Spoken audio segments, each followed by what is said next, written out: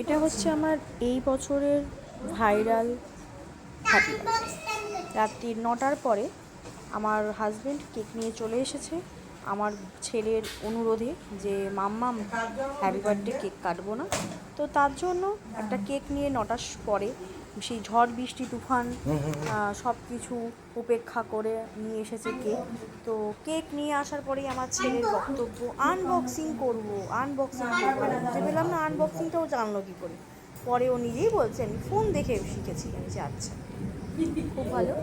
তো এই পুরো বয়সে আমি এখন কেক কাটছি, যদিও বা বয়সটা হ্যাপি বার্থডে টু ইউ বলো, ছোট বাচ্চাদের হ্যাপি বার্থডে টু ইউ। যাই হোক আমার হ্যাপি বার্থডে মাম্মাম, এসব দেখে কিছু হ্যাপি বার্থডে টু ইউ। একদমই ন্যাচারাল ইয়েতেই ছিলাম, যেটা মানে একদম বাড়িতে যেরকম থাকে কাজের মাসি সেরকমই ছিলাম। তো যাই হোক এখানে কেকটা কাটা হলো, কেকটা কার কাটা হলো বুঝতে পারলাম না, মানে বার্থডেটা যে কার সেটা আমি বুঝতে পারলাম। তো পরে যাই হোক আমার ছেলে একটুখানি কেক খাওয়ালো, তখন বুঝলাম যে না এটা আমারই হয়তো বার্থডে হবে হয়তো।